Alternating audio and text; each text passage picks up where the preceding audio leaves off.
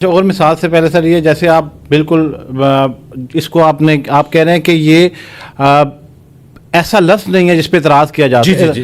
غیر اخلاقی ہونا، اگر ہم جیسے یہ کیمراز کے سامنے بیٹھے ہیں تو آپ یہ پگڑی اتار دیں تو کوئی یہ پروٹوکول میں تو نہیں ہم نے ڈیفائن کیا ہوا، یا میں یہ جیکٹ اتار کے سامنے رکھ دیتا ہوں تو مجھ پہ کوئی دفعہ تو نہیں لگ سکتی. اسی طرح سے کچھ الفاظ کا جو استعمال ہے ممبر پہ بیٹھ کے اس پہ میں آپ پہ کوئی دفعہ نہیں لگا سکتا یا میں یہ ثابت نہیں کر سکتا، لیکن وہ غیر مناسب سننے نہیں ہے. غیر مناسب تو آپ کہہ رہے ہیں نا، میں تو نہیں مان رہا. میں آپ کو قرآن کی کئی مثالیں دیتا ہوں، آپ کہیں گے غیر مناسب ہے، پھر وہ آپ ڈیفائن کریں گے غیر مناسب. یہ تو ڈکشنری بتائے گی نا غیر مناسب ہے کہ نہیں ہے. نبی علیہ السلام نے کئی ایسی مثالیں دی ہیں جو آپ کہہ دیں گے غیر مناسب ہے، وہ آپ کو لگیں گی غیر مناسب ہے، لیکن وہ غیر مناسب تو نہیں ہوں گی.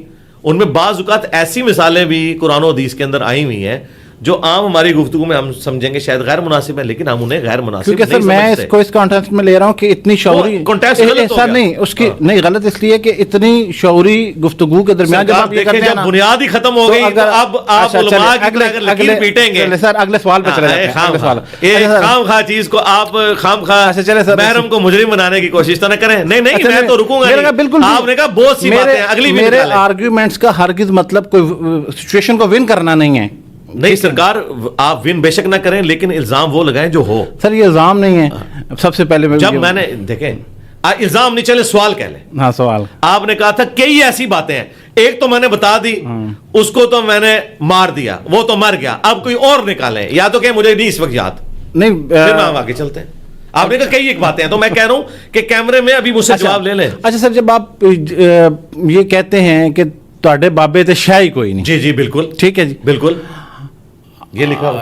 ہاں یہ لکھا ہوا بھی ہے. اس سے پہلے بھی کچھ کہتا ہوں، نبی صلی اللہ علیہ وسلم کے جیسا ہے ہی کوئی نہیں اور تواڈے بابے تے شاہی کوئی نہیں. عقیدہ ٹھیک نہیں؟ اچھا عقیدہ ٹھیک ہے. ہاں عقیدہ تو دیکھیں سر، میں عقیدے کے اوپر تو کوئی بات ہی نہیں ہو رہی، انداز کے اوپر بات ہو رہی ہے.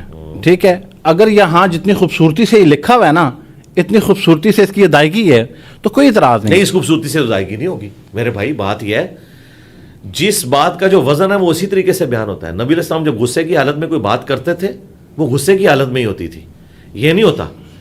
یہ عقیدہ بھی بالکل درست ہے اور یہ انہوں نے ہمیں پڑھایا ہوا ہے. انہوں نے ہمیں خود پڑھایا ہوا ہے کہ بڑے سے بڑا غوث قطب ابدال ہو، ایک صحابی کے گھوڑے کی قدموں کی خاک بھی نہیں ہے. تو یہ کیا کہہ رہے ہوتے ہیں بابے تشاہی کوئی نہیں. یہ اپنے بابوں کو جانوروں سے بدتر کہیں. میں نے رسول اللہ کے ساتھ کمپیئر کیا ہے.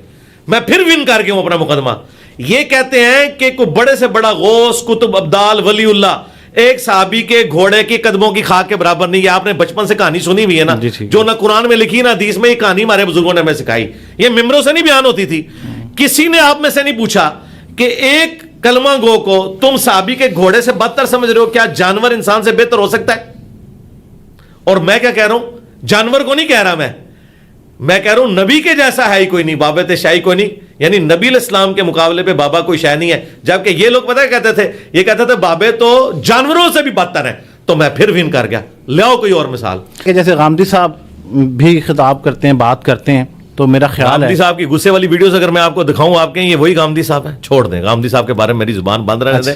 ہمارے استاد ہیں، ہم کچھ اور بول دیں گے پھر. اچھا سر، گراؤنڈ میں کرکٹرز اور جو پلیئرز ہوتے ہیں وہ سجدہ کرتے ہیں، تو وہ ٹھیک ہے آپ کی نظر میں اس میں کوئی یہ سوال ہے کسی میری نظر پلیئر میں کس نے مجھ سے کیا تھا؟ جس پلیئر نے کیا اس سے تو بتائیں کہ بھائی تیرا تو نکاح ٹوٹ گیا، تیری بیعت بھی ٹوٹ گئی اور دوبارہ سے مسلمان ہو. کیونکہ کرکٹر یا تو بریلوی ہوگا یا دیوبندی ہوگا. کیونکہ حنفیوں کے نزدیک بغیر وضو کے آپ سجدہ نہیں کر سکتے، اور بغیر وضو کے سجدہ کرنا یہ توہین ہے اللہ کی. اور چونکہ اللہ کی توہین ہے لہٰذا نکاح بھی ٹوٹے گا اور بیعت بھی ٹوٹ جائے گی اور تجدید ایمان بھی کرنا ہوگا. اچھا رہا مسئلہ قرآن و سنت کا، تو اس کے لیے پہلے آپ کو پھر اپنے فرقے سے اعلان برات کرنا ہوگا. قرآن و سنت میں تو آپ بغیر وضو کے سجدے تلاوت بھی کر سکتے ہیں، سجدہ شکر بھی کر سکتے ہیں. لیکن پاکستانی کرکٹ ٹیم چونکہ حنفی ہے، تبلیغی جماعت سے تعلق رکھتی ہے، ان کے نکاح ٹوٹ چکے ہیں کیونکہ وہ تو فقہ حنفی کو فالو کرتے ہیں اور وہ اس سے ہٹ نہیں سکتے. رہا ہمارا مسئلہ تو وہ کلیئر ہے بالکل الحمدللہ. سر آخر میں آپ کی بڑی کوشش ہے اور بڑے سالوں سے، تو اس جہلم شہر کے آپ رہنے والے ہیں، تو یہ جتنی چیزیں اتنے سالوں سے ہو رہی ہیں یہ بہت مشکل کام ہے ڈیفینیٹلی.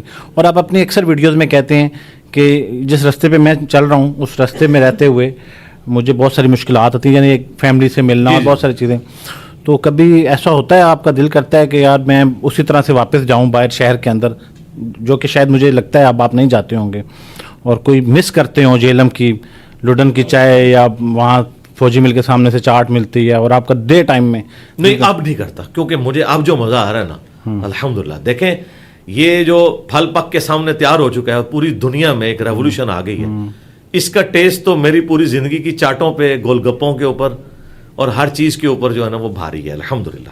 اس کی وجہ یہ ہے کہ یہ پھل سامنے آ چکا ہے. ہاں اگر اس میں کوئی کامیابی نہ ہوئی ہوتی کوانٹیٹیو وائز تو میں شاید پھر مس کرتا, وہ بھی میرے ایمان کی کمزوری ہوتی ہے اگر میں مس کرتا, کیونکہ جب آپ بڑی کاز کے لیے کام کرتے ہیں پھر آپ یہ نہیں دیکھتے کہ اس کا رزلٹ کیا نکلا, آپ یہ دیکھتے ہیں کہ آپ کی کمٹمنٹ اللہ کے ساتھ کیا ہے. لیکن میرے کیس میں تو الحمدللہ صدیوں میں کوئی ایسا بندہ پیدا ہوتا ہے کہ جس کی ریولوشن اسے اس کی زندگی میں دکھا دی جائے. بڑے بڑے لوگ آئے ہیں, دنیا سے چلے گئے ہیں, لیکن ان کے مرنے کے بعد ان کی دعوت بہت پھیلی پھول گئی اور لوگوں نے اس ریولوشن کو دیکھا. لیکن الحمدللہ وہ چند ایک لوگ جنہوں نے اپنی زندگی میں انقلاب دیکھا ہے نا اپنی لیگیسی کا, تو ان میں سے ایک میں ہوں, تو میں تو اس کے اوپر بہت خوش ہوں الحمدللہ. انجینئر محمد علی مرزا صاحب, آپ کا بہت بہت شکریہ. تھینک یو سو مچ سر, جزاک اللہ. جزاکم اللہ خیر.